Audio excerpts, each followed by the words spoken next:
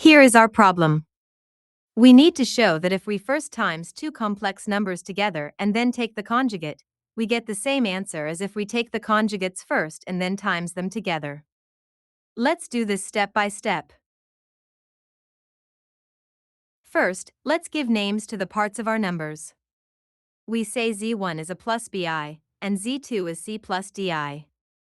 Here a, b, c, and d are just regular numbers. Now let's times z1 and z2 together. We open up the brackets and times each part carefully.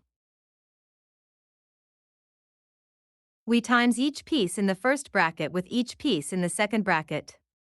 We get 4 little pieces, a times c, a times di, bi times c, and bi times di.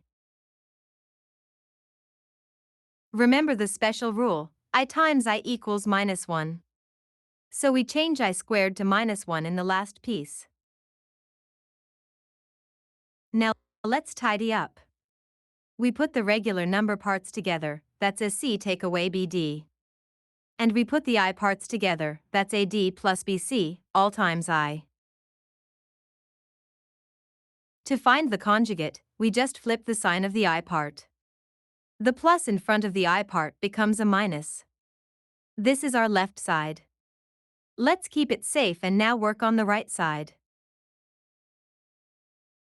Now let's find the conjugate of each number on its own. For z1, we flip bi from plus to minus.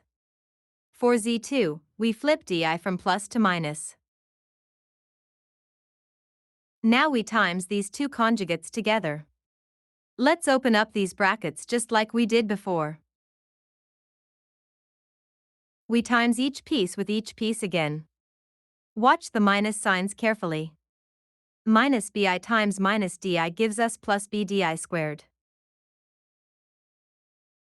Once again, we change I squared to -1.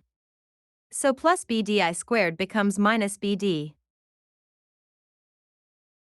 Let's tidy up.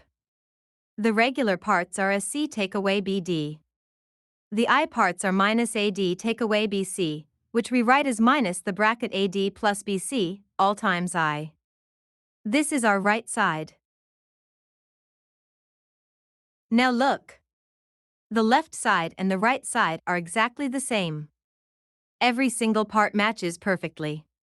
The real parts are the same, and the I parts are the same. We did it. We showed that the conjugate of a product is the same as the product of the conjugates. This is true for any two complex numbers at all. Great job following along.